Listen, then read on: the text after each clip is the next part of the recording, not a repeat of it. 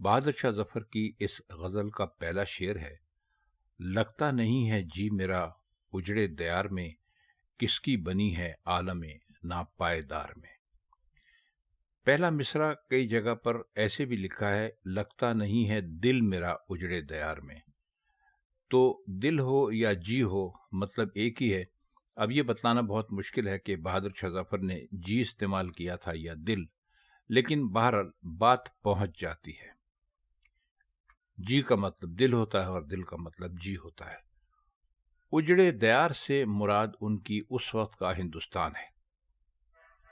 اس وقت کے ہندوستان کے حالات بہت عجیب و غریب تھے۔ جگہ جگہ لوگوں نے اپنی حکومتیں قائم کر لی تھیں، جو دلی کو جواب دہ تھیں تو صحیح، لیکن بہت ہی ڈھیلے ڈھالے انداز میں۔ اور سب سے بڑھ کر انگریزوں کا فتنہ ہندوستان میں پوری طرح سر اٹھا چکا تھا، اور بہت ساری جگہوں پر انگریزوں کی بنائی ہوئی قوانین کی کتاب چلا کرتی تھی۔ تو بہادر شاہ ظفر نے جو بات یہ کی، وہ کہہ یہ رہے ہیں کہ اب میرا دل اس ہندوستان میں نہیں لگتا ہے۔ اور عالم ناپائیدار کا مطلب ہوتا ہے ایک ایسی دنیا جس کی کوئی رہنے یا نہ رہنے کی کوئی ضمانت نہ ہو، کہ بھئی پتہ نہیں یہ مضبوط بھی ہے یا نہیں ہے۔ تو انہوں نے ایک طرح سے خود سے سوال کیا ہے کہ اگر میرا دل یہاں پر نہیں لگتا، اس دیار میں، اس ہندوستان میں جو کہ اب اجڑ گیا ہے، تو اس میں کون سی حیرت کی بات ہے؟ کون ایسا آدمی ہے جو اس دنیا میں ہمیشہ رہا ہو؟ عالم میں ناپائیدار ہے، عالم دنیا کو کہتے ہیں، تو یہ دنیا جو ہے فانی ہے، اس کا کوئی بھروسہ نہیں ہے۔ تو شعر ایک بہت ہی مایوسی کی عالم میں کہا گیا لگتا ہے۔ دوسرا شعر ہے: بلبل کو باغباں سے نہ صیاد سے گرا، قسمت میں قید لکھی تھی فصل بہار میں۔ یہاں مثال کے طور پر بلبل کو اور باغبان کو اور صیاد کو، یہ سارے الفاظ ایک مثال کے طور پہ استعمال کیے گئے ہیں، استعارہ سمجھ لیجئے آپ۔ تو اپنے آپ کو ایک طرح سے بلبل بتایا، اور ایک ایسی بلبل بتایا کہ وہ کسی سے کوئی گلہ نہیں کرتی۔ باغباں سے ان کی مراد یہاں پر ہے خدا کی ذات۔ اور صیاد کہتے ہیں، ویسے تو شکاری کو کہتے ہیں، باغباں کا مطلب تو آپ سب جانتے ہیں، بتانے کی ضرورت نہیں ہے۔ صیاد کہتے ہیں شکاری کو۔ اب کہتے ہیں کہ ہندوستان کی جو مثال ہے وہ ایک ایسے باغ کی طرح ہے کہ نہ تو جس کا مالک اگر ظلم کرے یا اس کی طرف سے کچھ زیادتی ان کو محسوس ہو تو اس سے کوئی شکایت کی جا سکتی ہے، شکاری سے تو خیر کیا شکایت کی جا سکتی ہے۔ اور اس کی وجہ یہ لکھی ہے کہ قسمت میں ہماری جو تھی وہ فصل بہار میں قید لکھی ہوئی تھی۔ اب اس کو ذرا سمجھنے کی ضرورت ہے۔ فصل بہار میں قید کا مطلب یہ ہے کہ جب بہار کا موسم ہوتا ہے تو پرندے آزاد گھومتے ہیں، ڈالی ڈالی جاتے ہیں، ہر پھول کے اوپر ان کی نظریں ہوتی ہیں، خوشی کا اظہار کرتے ہیں، ہواؤں میں جھومتے پھرتے ہیں۔ لیکن اگر ایسے موسم میں کسی پرندے کو پنجرے میں قید کر دیا جائے تو ظاہر ہے کہ وہ گلہ ہی کرے گا۔ لیکن وہ کہتے ہیں کہ ہمیں تو نہ گلہ ہے باغبان سے اور نہ ہمیں گلہ ہے صیاد سے۔ ہم یہ سمجھتے ہیں کہ ہماری قسمت میں یہ لکھا ہوا تھا کہ بہار کا موسم آئے اور ہم قید کر دیے جائیں۔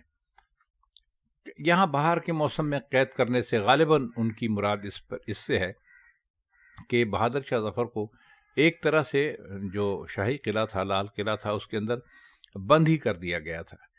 یعنی وہ اپنی مرضی نہیں چلا سکتے تھے۔ ان کی حکومت بس اس وقت تک بہت ہی معمولی، یعنی جو 1857 کی جنگ آزادی کی جو کوشش تھی، اس سے پہلے ہی ان کی حکومت کافی حد تک مفلوج ہو گئی تھی۔ ان کی کوئی حکومت نہیں تھی، ان کی کوئی بات نہیں سنا کرتا تھا، تو وہ اپنے آپ کو ایک قیدی تصور کیا کرتے تھے۔ ایسا نہیں تھا، کہتے ہیں کہ ہندوستان میں فصل بہار نہیں آتی، مطلب یہ کہ اگر بادشاہ کی بادشاہت ہر طرف ہوتی تو اس کے لیے ایک فصل بہار ہی تھی۔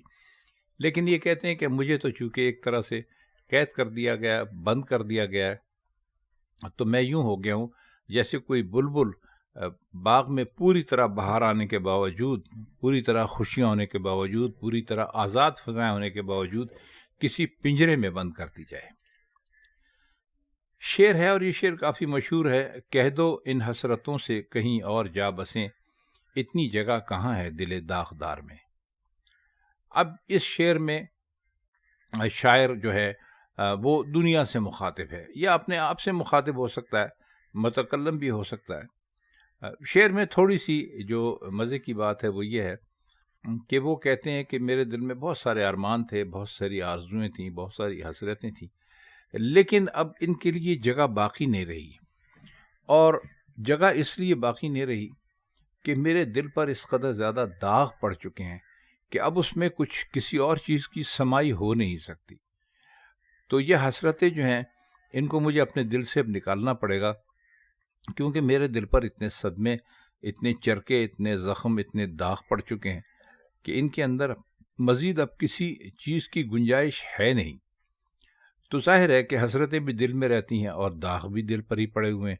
تو فرماتے یہ ہیں کہ حسرتوں سے کہیں زیادہ میرے دل پر داغ ہیں، تو جو اب میری حسرتیں ہیں ان سے کوئی کہہ دے کہ بھائی اب یہاں تمہارے رہنے کی جگہ نہیں ہے، تو کہنا اصل میں وہ یہ چاہتے ہیں کہ دل میں بہت سارے آرزویں تھیں، بہت سارے ارمان تھے، آرزویں تھیں، وہ تو کیا پوری ہوتی ہیں، ان کی جگہ دل پر جگہ جگہ صدمات کے داغ پڑ گئے ہیں۔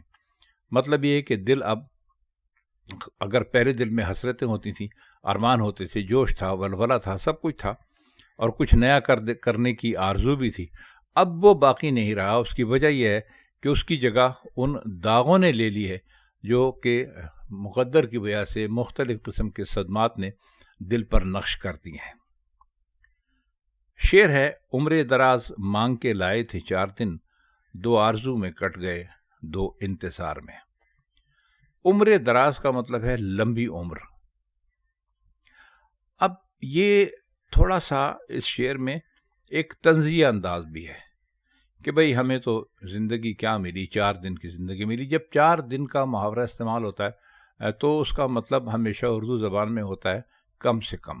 آپ نے دیکھا ہوگا لوگ کہتے ہیں 4 دن کی چاندنی پھر اندھیری رات ہے، مطلب ہے کہ تھوڑی سی چاندنی ہوتی ہے، اس کے بعد پھر اندھیری رات شروع ہو جاتی ہے۔ حالانکہ ایسا ہوتا نہیں ہے، کم از کم 15 دن تو ہر چاند کی چاندنی ہوتی ہے، لیکن بہرحال ایک محاورہ بن گیا ہے اور اس کو لوگ استعمال بھی کرتے ہیں۔ تو ظفر نے بھی اس رعایت سے فائدہ اٹھایا اور اپنے شعر میں اس محاورے کو استعمال کر لیا کہ ہماری عمر کیا تھی، عمر دراز۔ طنزاً انہوں نے کہا کہ بھئی بہت لمبی عمر جو ہمیں دی گئی تھی وہ کیا تھی، 4 دن، اور اس میں ہمارے کوئی حسرتیں تو پوری ہو ہی نہیں سکی، جو ہم چاہتے تھے وہ کر نہیں سکتے تھے، کیونکہ اس 4 دنوں میں سے 2 تو اس آرزو میں کٹ گئے کہ بھئی ہمیں محبوب ملیں۔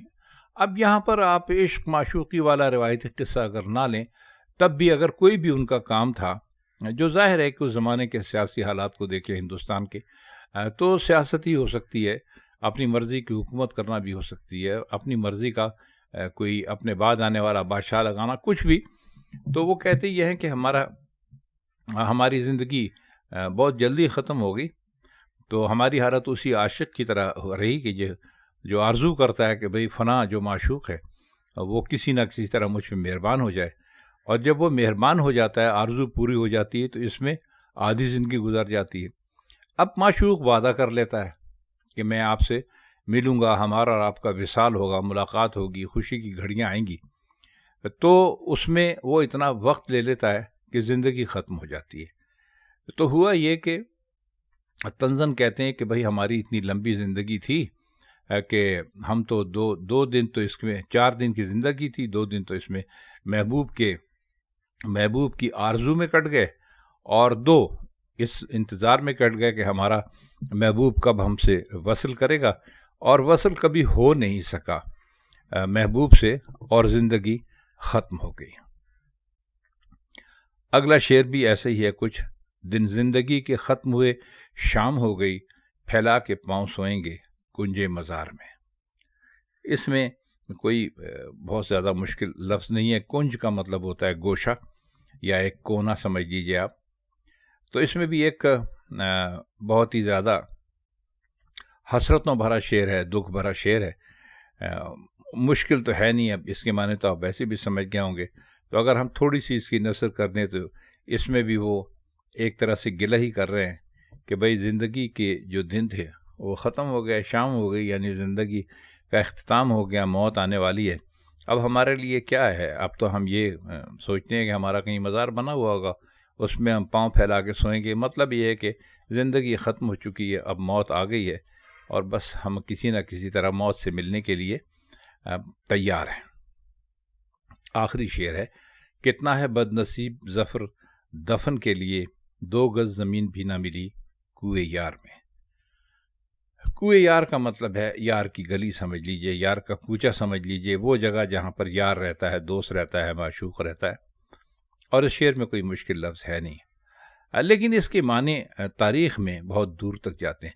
غالباً بہادر شاہ ظفر نے یہ شعر ہندوستان میں نہیں کہا بلکہ برما میں کہا، جہاں پر وہ دفن ہے اور جہاں پر قید کر کے ان کو انگریز لے گئے تھے. تو شاید یہ غزل اسی زمانے کی ہے. تو اس میں بھی انہوں نے یہی کہا ہے کہ یہ تو ان کو پتہ چل گیا تھا کہ اب میں یہاں سے کبھی زندہ واپس نہیں جاؤں گا. تو اپنے بارے میں ایک حسرت بھری بات کرتے ہیں. ظفر ان کا تخلص تھا کہ ہم کتنے بد نصیب ہیں کہ ہمیں قبر کی جگہ بھی ہندوستان میں نہیں ملی.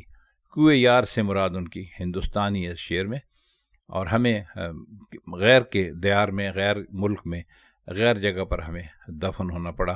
تو اس سے زیادہ بڑھ کر کسی کی بد نصیبی کیا ہو سکتی ہے؟ تو اس غزل کے چند اشعار، تقریباً پوری ہی غزل اور مشکل الفاظ تھے. آپ سے کسی اور محفل میں پھر ملاقات ہوگی، تب تک کے لیے خدا حافظ.